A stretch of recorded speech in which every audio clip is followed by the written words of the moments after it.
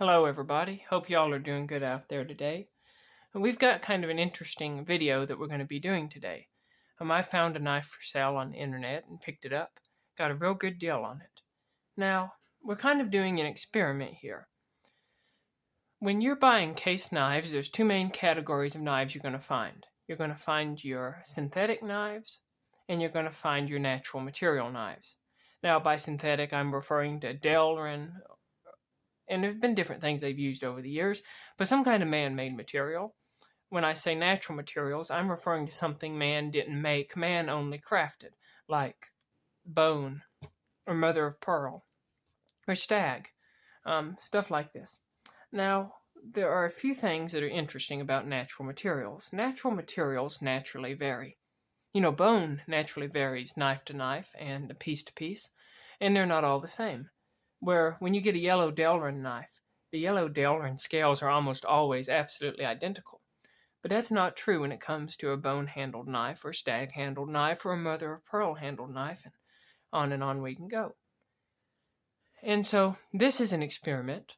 The knife that I've got in this box is a knife that I already have, but I found it for such a good deal, and it's one of my favorites, that I went ahead and picked it up, and I'm planning on giving one of them to someone else. But because I'm going to have two of the same model, we're going to be able to compare the two and see how different they are to be the same model. Now, the other thing that comes into play is the handcrafted part of case. Case knives are a lot more handcrafted than a lot of other big-name knife companies out there.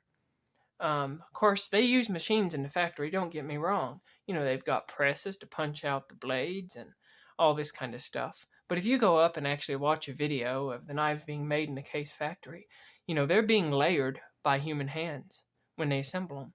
They're being sharpened with human hands. They're being buffed with human hands. They're being hafted and sanded with human hands. They're being packaged by human hands. And there is a lot more human handiwork in a case knife than there is a lot of the other companies. And oftentimes people will talk about fit and finish of a case knife, and some things you can chalk them up to that it's a natural handle material. Some things you can chalk it up to the fact that it was done by a man made it. And other things we can chalk up to the fact that it is an American-made product.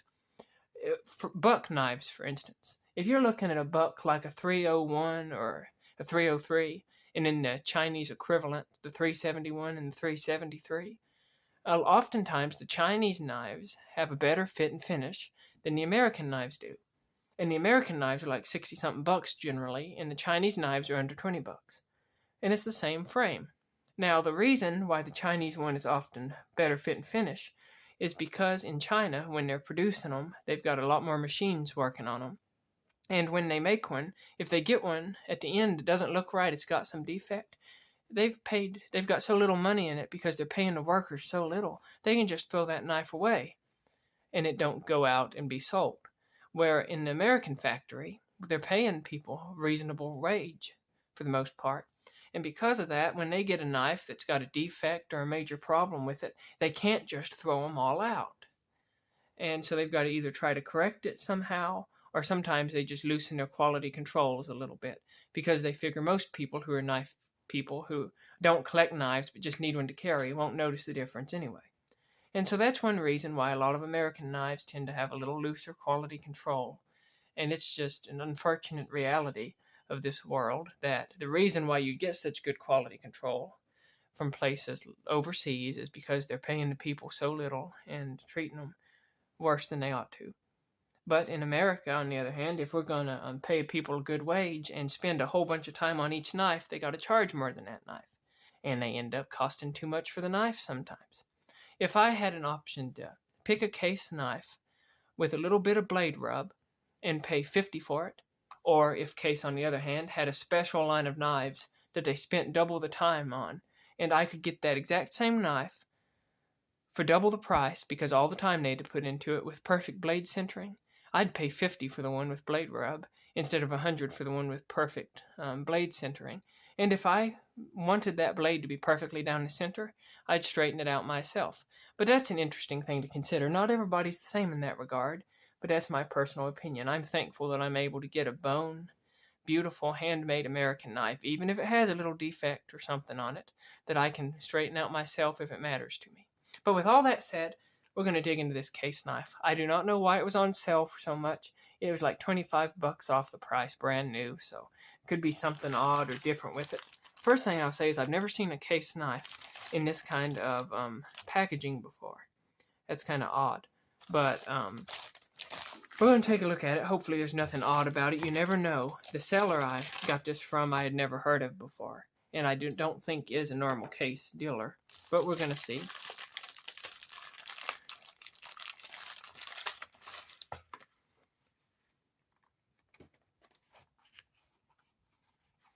First thing I want to say is this is the knife that this one should be identical to. This is a regular case peanut. This is the red bone pocket worn, which is one of my favorite handle materials. Now, the one thing about this knife, I'll say, this is a 2024. I picked this one up at a local case dealer. And the one thing I'll say about this particular knife, I like it a whole lot. It's one of my favorites. The one thing I don't like about it is the bone is just a little dark for me. I still like it, and it looks great, but the bone's just a very little bit darker than I kind of wish it was. Okay, so let's get this box open and take a look at this knife. Now, one thing I'm wondering, this could be a second that had been sent back to Amazon or something, and it may have been resold by this seller. I don't know. That happens sometimes. We're going to take a look at it and see if we may have to do some tweaking. If we have to do some adjustments or something on it, I'll put that on, try to put that on here as well, so y'all can see how to go about that if you need to. Or it may have something incredibly wrong with it, like a big chunk of bone broken off or something. May have been why it was for sale for so cheap. But either way, this is cheaper. This knife, brand new, was selling cheaper than these knives sell used when they're worn out. So let's take a look at this, see what it looks like.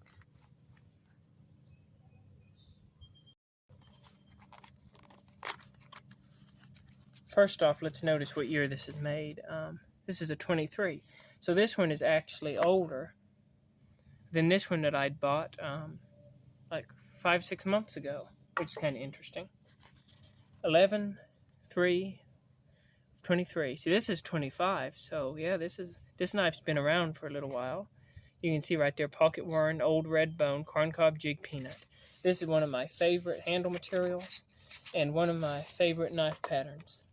First thing I'm going to say is, if you look at the wrapping here, this looks completely original to me. I don't believe this knife has ever been unwrapped since it was packaged back in 2023. Well, here comes the moment of truth. Do you think it's going to have lighter bone than this one? Is it going to be the same, or is it going to have darker bone? A lot of times the smaller knives, like the peanuts and the toothpicks, wind up with darker bone, where the bigger knives like a Trapper or Sodbuster Jr. wind up with a lighter red bone. So let's see what this bone looks like on this one. Oh, it's lighter. It's pretty, isn't it?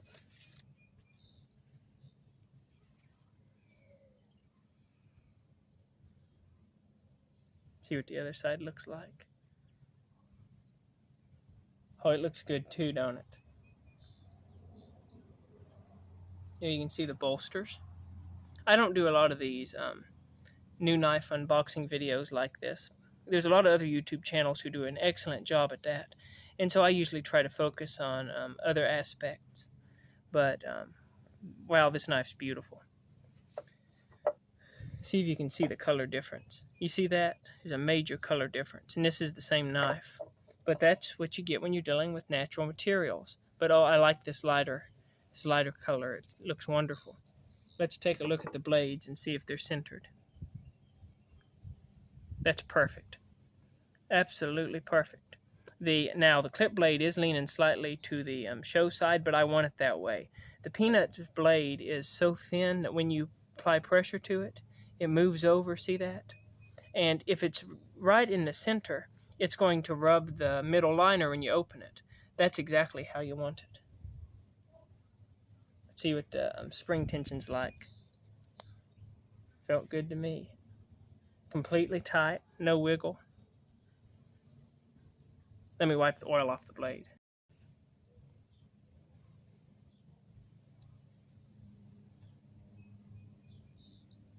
Let's take a look at that tang stamp there.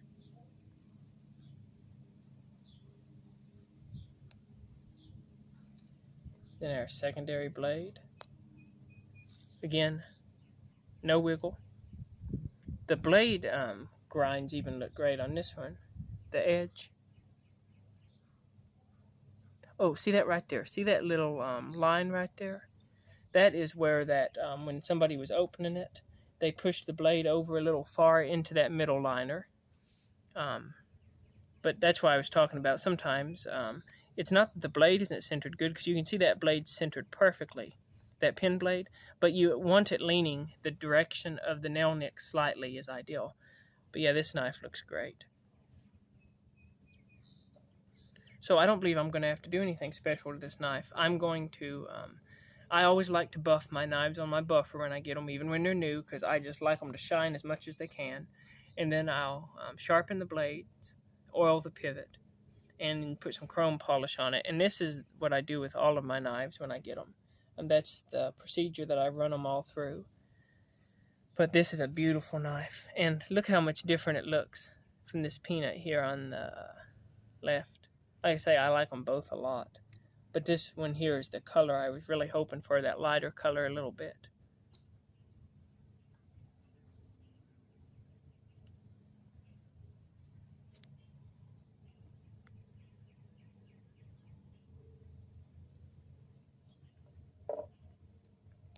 Now, I do have some other red bone knives to compare here that I've brought out.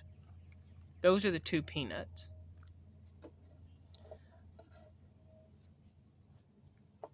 The first red bone knife that I ever picked up was my Sodbuster Jr. This one right here. And this one, one of the things I liked about it was when they hefted this one, they got that bone super thin, and it's just beautiful.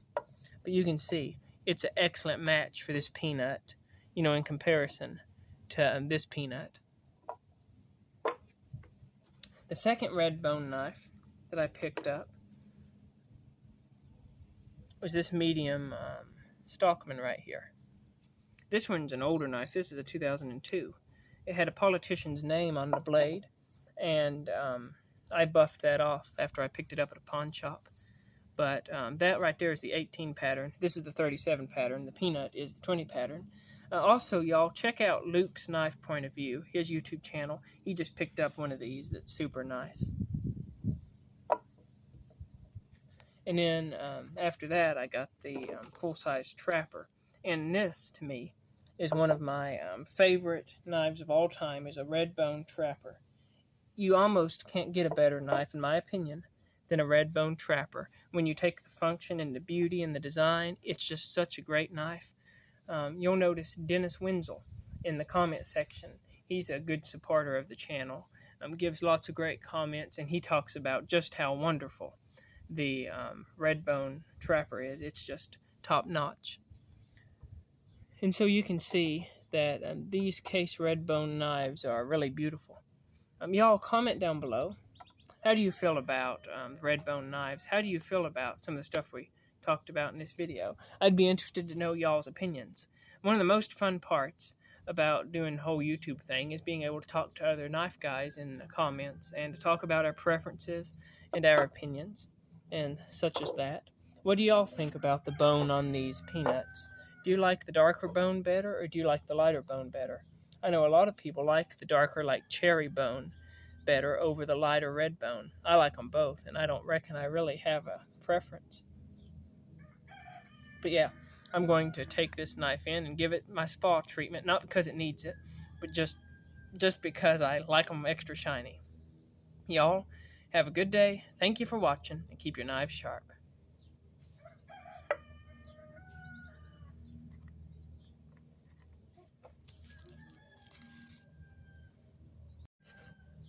I forgot one. I don't know how I did it.